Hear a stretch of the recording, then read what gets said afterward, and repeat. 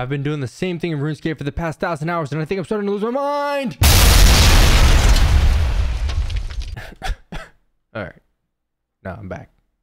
All jokes aside, I really did spend over 1,000 hours doing the same thing in RuneScape. I wanted to see how much money I can make from going from 103 woodcutting to 120 using no bonus experience. Let me caveat this a little bit by saying there were some Yak Tracks, so there were periods of time that I had 20 to 25% bonus XP. I believe we also had 2 double XP weekends, but I did not focus training woodcutting during those times. In total, I collected 9,813 troves. Bare minimum with max efficiency. This would have taken 981 hours. I was not doing this max efficiency. I was AFK, not clicking every single time that I needed to click.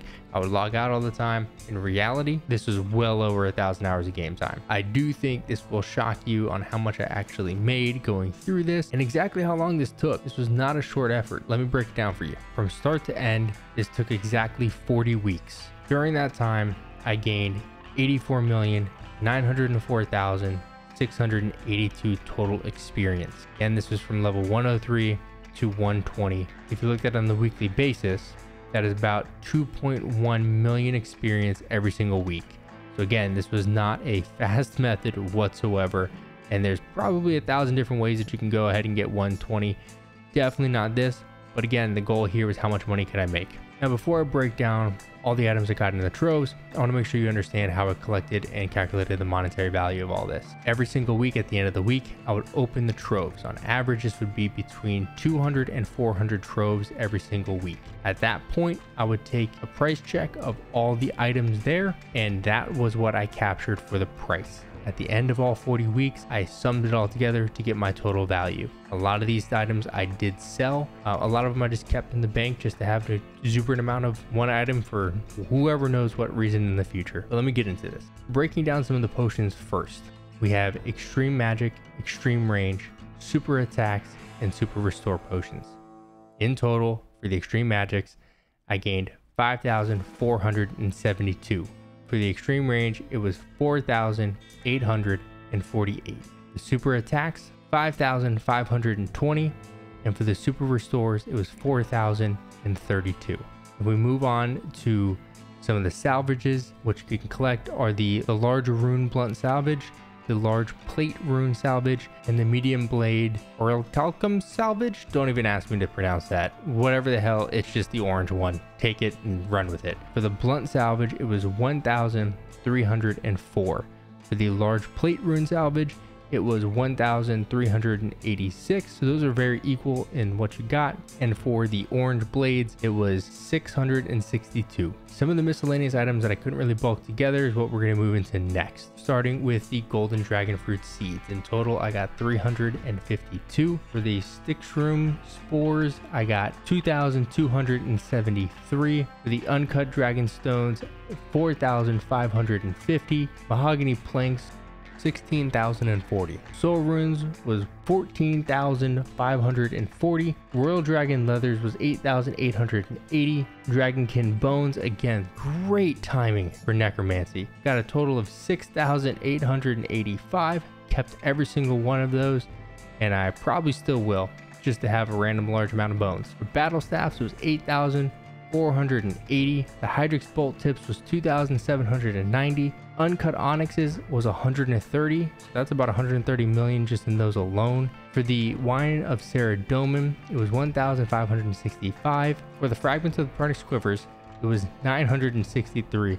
I literally could have completed almost 10 sets of the Pernix quivers. Now for the big items of the manuscript of Bic, I had 386. For the coins that you can also collect in the troves, it was 69,650,000. Okay, let's take a break there.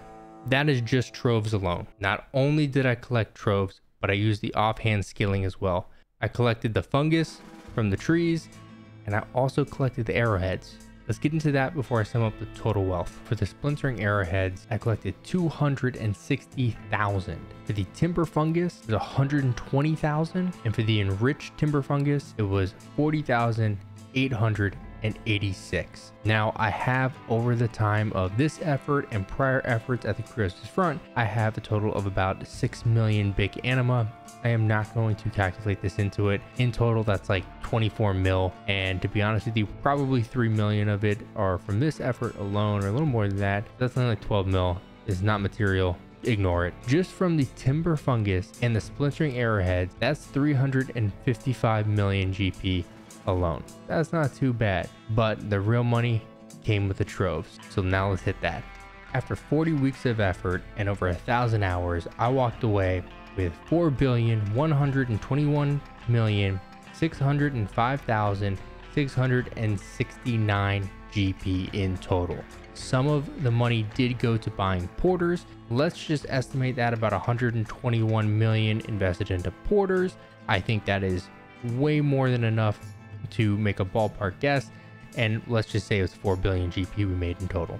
Now, looking at this with me not knowing exactly how many hours this took, we know the baseline floor is 981 hours. I probably did well over 1,000.